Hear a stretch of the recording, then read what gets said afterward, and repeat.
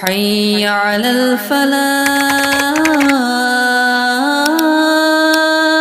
وقل رب زدني علما.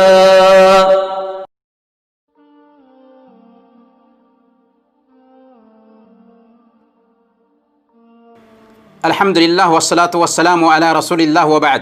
محترم بھائی اور بہنوں، السلام علیکم ورحمۃ اللہ وبرکاتہ. پروگرام نبوی قصے میں آپ سب کا استقبال ہے. قبر پھٹ گئی اور مردہ بول اٹھا. امام احمد نے کتاب الزہد میں اور امام طحاوی رحمۃ اللہ علیہ نے مشکل الآثار میں یہ روایت نقل کی ہے. حضرت جابر بن عبداللہ رضی اللہ تعالی عنہ بیان کرتے ہیں کہ اللہ کے رسول صلی اللہ علیہ وسلم نے فرمایا: حدثوا عن بنی اسرائیل ولا حرج کانت فیہم العجیب. بنو اسرائیل کے قصے بیان کیا کرو، اس میں کوئی حرج نہیں، ان میں عجیب عجیب باتیں پائی جاتی تھیں. پھر آپ صلی اللہ علیہ وسلم نے بیان کرنا شروع کیا. چنانچہ آپ نے فرمایا: بنو اسرائیل کی ایک جماعت نکلی یہاں تک کہ زیارت قبور کے مقصد سے اپنے قبرستان میں سے ایک قبرستان میں آئے. انہوں نے کہا: کیا ہی اچھا ہوتا کہ 2 رکعت نماز ادا کرتے اور اللہ تعالیٰ سے دعا کرتے کہ ہمارے لیے مرے ہوئے لوگوں میں سے کسی کو نکال دے تاکہ ہم اس سے موت کے حوالے سے پوچھ سکیں. چنانچہ انہوں نے ایسا ہی کیا کہ 2 رکعت نماز ادا کی اور دعا کی. ابھی اسی کیفیت میں تھے کہ قبرستان کی ایک قبر سے ایک آدمی سر نکالا جو گندمی رنگ کا تھا. اس کی دونوں آنکھوں کے بیچ پیشانی پر سجدے کے نشانات تھے. اس نے کہا: اے لوگو، تم مجھ سے کیا چاہتے ہو؟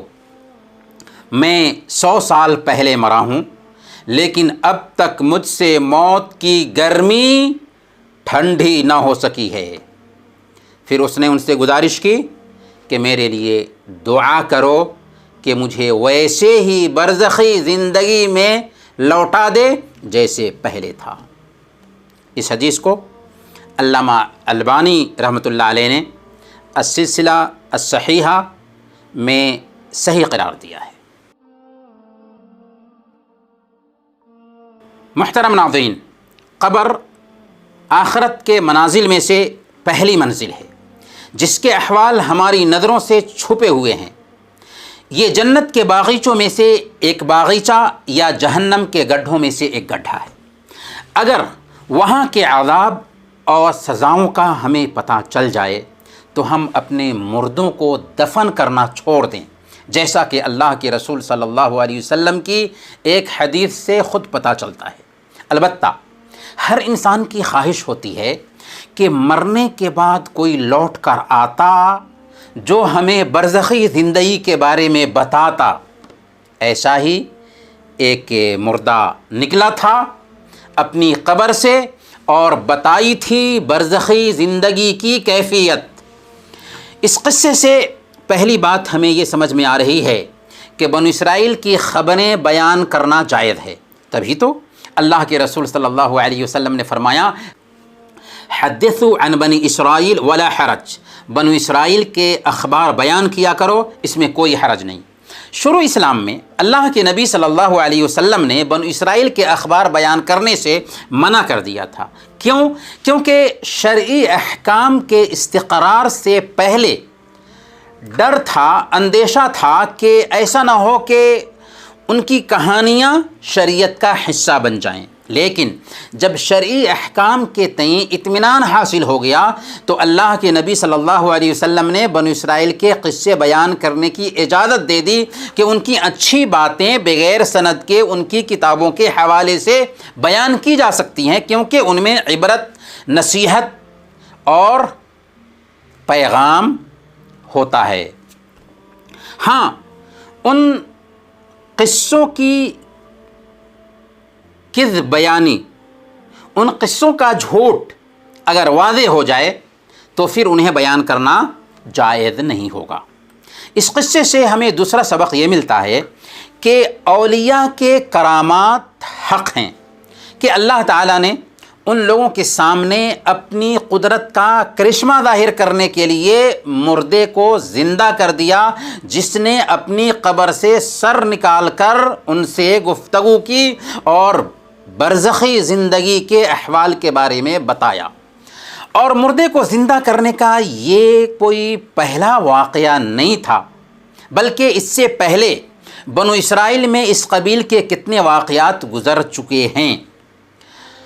قرآن و احادیث میں اس کے بہت سارے دلائل پائے جاتے ہیں۔ مثال کے طور پر اللہ تعالیٰ نے بنو اسرائیل کے مقتول کو زندہ کر دیا، جس نے زندہ ہونے کے بعد اپنے قاتل کا پتہ بتایا اور پھر مر گیا۔ اسی طریقے سے اللہ تعالیٰ نے اس آدمی کا بھی ذکر کیا جسے اللہ نے 100 سال تک مردہ رکھا پھر زندہ کیا، تاکہ دکھا دے کہ کیسے مردوں کو زندہ کیا جائے گا۔ اسی طریقے سے اللہ تعالیٰ کا حضرت ابراہیم علیہ السلام کے لیے پرندے کو زندہ کرنے کا قصہ بھی قرآن میں مذکور ہے۔ اس قصے سے تیسرا سبق یہ ملتا ہے کہ ایک شخص جس کے ظاہری اوصاف اس کی نیکی اور تقوی شعاری کا پتہ دیتے ہیں، لیکن دنیا سے جدائی کے بعد کیسی سختی سے دوچار ہے کہ 100 سال گزرنے کے بعد بھی موت کی سختی میں کمی نہ آ سکی ہے۔ یاد رکھیں، موت اور اس کی سختی برحق ہے، قبر اور اس کا بھینچنا برحق ہے، منکر نکیر کا سوال بھی برحق ہے، اور قبر دبوچتی بھی ہے۔ اگر قبر کے دبوچنے سے کسی کو نجات مل سکتی تھی تو حضرت سعد بن معاذ رضی اللہ تعالی عنہ کو نجات ملتی، جن کی موت سے عرش الہی کانپ اٹھا تھا۔ اس قصہ سے سب سے اہم پیغام یہ بھی ملتا ہے کہ ہمیں چاہیے کہ موت کو ہمیشہ یاد رکھیں، یوم آخرت کی تیاری کریں، فکر آخرت کو اپنے ذہن میں بیٹھائے رکھیں، اور اپنے نفس کو عذاب الہی سے بچانے کے لیے ہمیشہ فکر مند رہیں، کیونکہ اصل کامیابی آخرت کی کامیابی ہے۔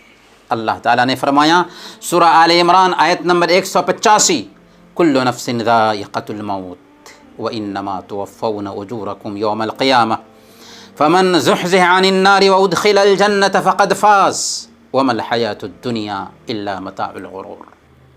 آخر کار ہر شخص کو موت کا مزہ چکھنا ہے، اور تم اپنے اجر قیامت کے دن پانے والے ہو۔ کامیاب وہ ہے جو جہنم کی آگ سے بچ جائے اور جنت میں داخل کر دیا جائے۔ رہی یہ دنیا تو یہ دھوکے کا سامان ہے۔ انہی چند کلمات کے ساتھ ہم آپ سے رخصت ہوتے ہیں، اگلے ایپیسوڈ میں انشاءاللہ پھر ملیں گے۔